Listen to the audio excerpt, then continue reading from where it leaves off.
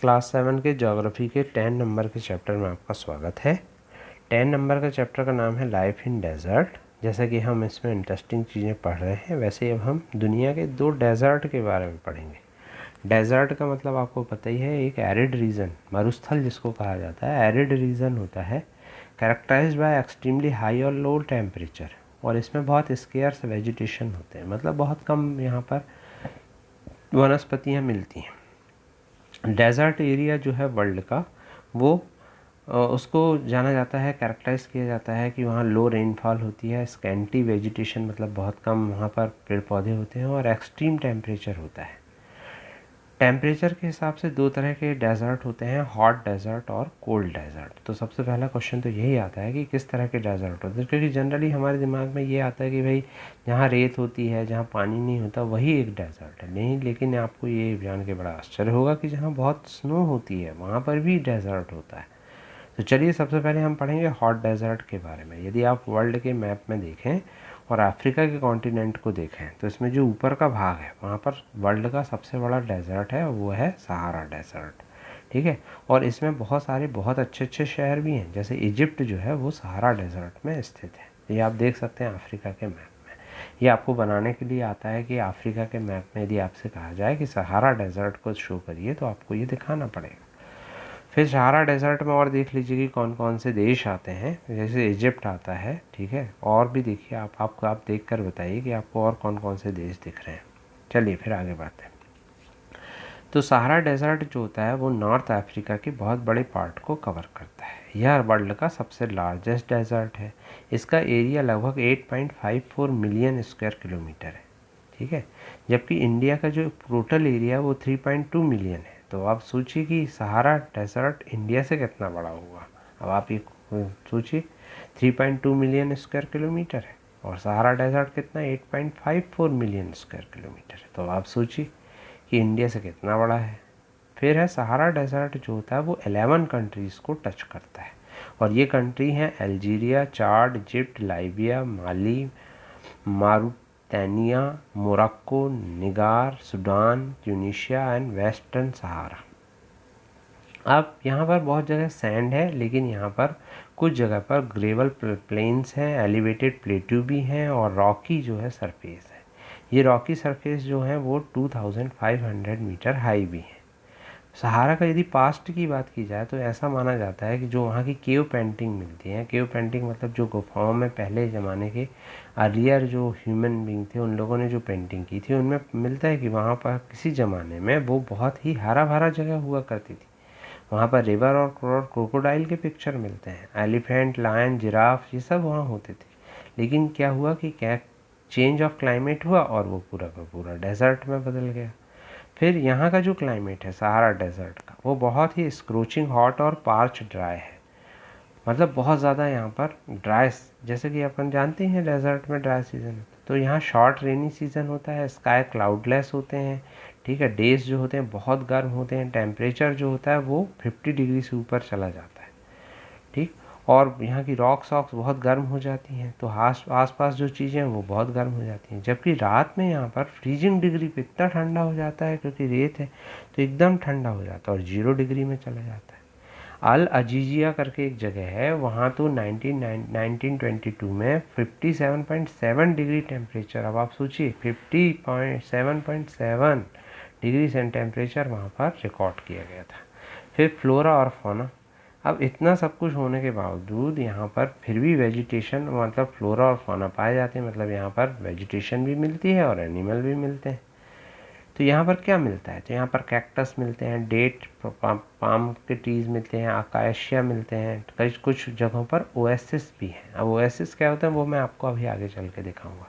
Oasis क्या होते हैं, कुछ ऐसी जगह होती हैं जो वहाँ की रेत उड़ते उड़ते वहाँ पर क्या होता है, मतलब हरी भरी जगह होती है, वहाँ पानी मिलता है, वहाँ पर आसपास पेड़ भी लगा देते हैं लोग, और कई जगह तो ये काफ़ी बड़े बड़े मिलते हैं, तो इनको ओएसिस कहते हैं। तो ऐसी जगहों में तो फिर क्या होता है, थोड़ा बहुत वेजिटेशन मिल जाता है।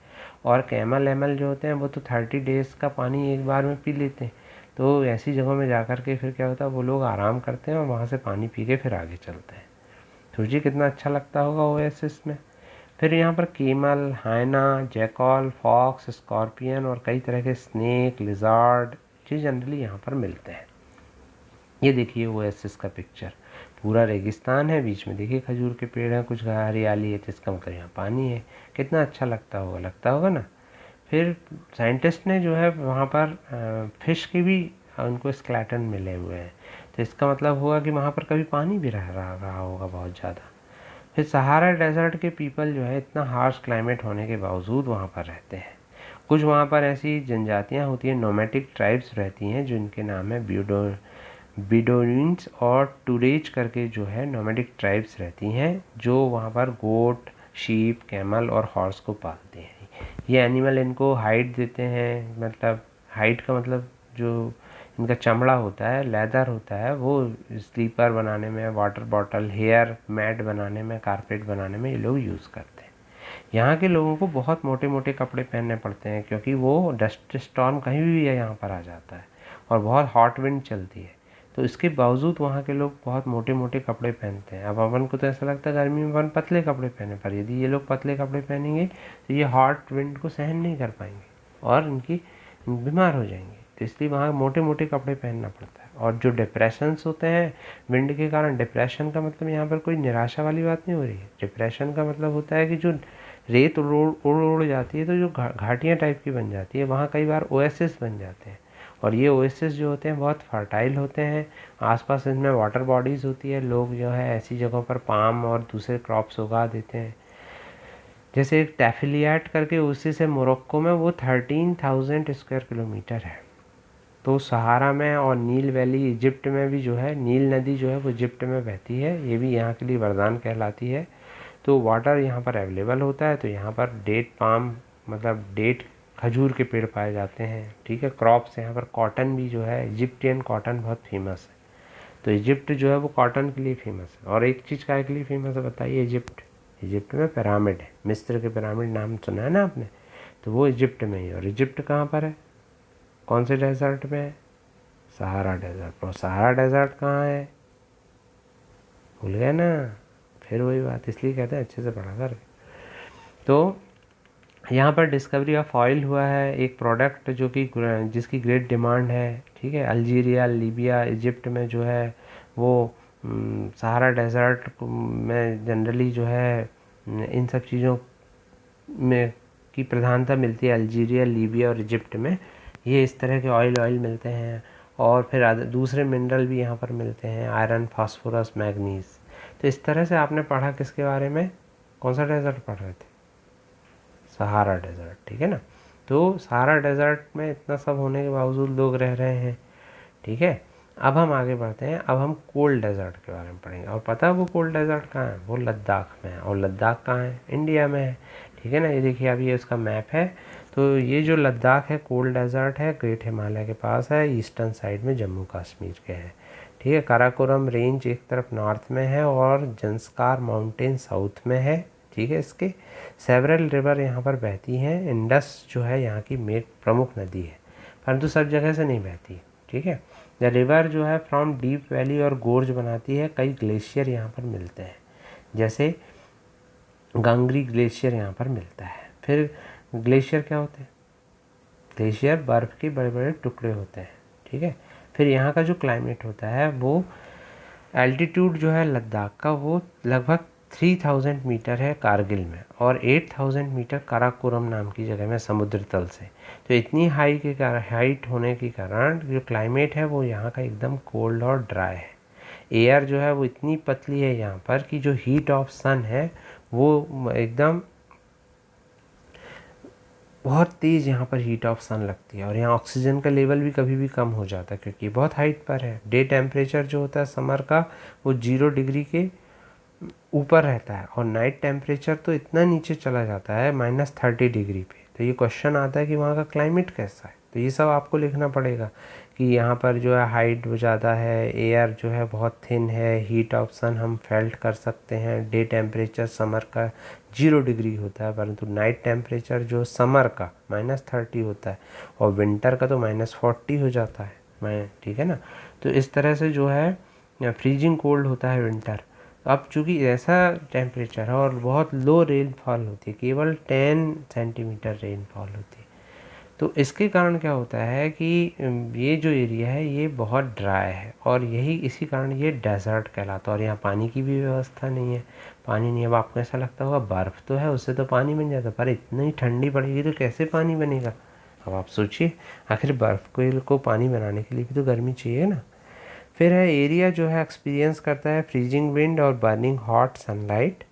You will be surprised to know that if you sit in the sun with your feet in the shade, you may suffer from both sunstroke। अब आप सोचिए कि यदि आप अपने पैर भी बाहर निकाल के बैठ गए सनलाइट में तो भी आपको सनस्ट्रोक हो सकता है, लू लग सकती है। तो सोचिए वहाँ पर कैसा लगता है। और फ्रॉस्ट बाइट भी हो सकता है सेम टाइम। मतलब एक तरफ ये हो सकता है कि आपके पैरों में आपको लू लग जाए और आपकी बाकी बॉडी जिसको आपने संभाल के रखा उसमें आपको इतनी ठंड लग जाए कि आप बीमार पड़ जाएंगे। लद्दाख को जो है वो खापा चांद के नाम से भी जाना जाता है, कापा चांद, जिसका मतलब स्नो लैंड भी होता है। अब यहाँ की फ्लोरा और फौना की बात कर लें, भाई यहाँ मिलता क्या क्या है। हाई एरिडिटी के कारण बहुत ज़्यादा मतलब ज़मीन उपजाऊ नहीं है, तो वेजिटेशन यहाँ बहुत कम है। यहाँ पर ग्रास मिलते हैं, स्कैंटी पैचेस मिलते हैं, स्hrub मिलते हैं एनिमल्स के लिए। फिर विल्लौर और पॉपुलर करके दो यहाँ पर चीज़ें मिलती हैं, जिनके पौधे यहाँ पर मिलते हैं, जिनसे क्या होता है कि बैट बनाए जाते हैं। जो क्रिकेट का बैट होता है ना, वो यहाँ पर मिलते हैं। यहाँ पर जो है रॉबिन और तिब्बतन स्नोकॉक, रेवन, हुपू, इस तरह के पक्षी यहाँ पर मिलते हैं। ये परंतु ये माइग्रेटरी है, मतलब जब इनका मौसम ख़राब होता है तो ये यहाँ से भाग जाते हैं। यहाँ का जब मौसम ख़राब होता है ना तो ये सारे पक्षी माइग्रेटरी भाग जाते हैं। एनिमल जो है यहाँ वाइल्ड गोट मिलता है, ठीक है, और वाइल्ड शीप मिलता है, याक यहाँ पर मिलता है, याक आपने पढ़ा होगा, और कुछ तरह के स्पेशल तरह के डॉग मिलते हैं। लोग यहाँ याक को पालते हैं, याक से ही मिल्क उनको मिलता है और उसके मिल्क से चीज़ और बटर ये लोग बनाते हैं। और शीप और गोट से यहाँ पर शाल बनाई जाती है, वूल निकाला जाता है और फिर यहाँ से मतलब वूल को भेजा जाता है। तो एक पश्मीना नाम की शाल बनाई जाती है कश्मीर में, ठीक है ना, वो एक गोट की बालों से बनाई जाती है। फिर यहाँ पर तिब्बतन एंटीलोप मिलता है जो इंडेंजर्ड स्पीसीज है। एंटीलोप का मतलब डियर जैसा एक एनिमल होता है जिसके बड़े बड़े सींग होते हैं। फिर है इसके बाद यहाँ पर जो है लोग क्या करते हैं, तो यहाँ के लोग जो हैं वो तिब्बतन और सेंट्रल एशिया के लोग हैं, या तो यहाँ मुस्लिम और बुद्धिस्ट में से दो में से कोई एक लोग मिलते हैं। बहुत सारे बुद्धिस्ट मोनेस्ट्रीज़ यहाँ पर हैं लद्दाखी लैंडस्केप में, ठीक है, और यहाँ गोम्पास मिलते हैं और कुछ फेमस मोनेस्ट्रीज़ यहाँ पर मिलती हैं। मोनेस्ट्रीज़ का मतलब होता है जहाँ बौद्ध के जो सन्यासी होते हैं वो मिलकर के पूजा करते हैं और उनके धर्म ग्रंथों को संभाल के रखते हैं, उनको मोनेस्ट्रीज़ कहा जाता है।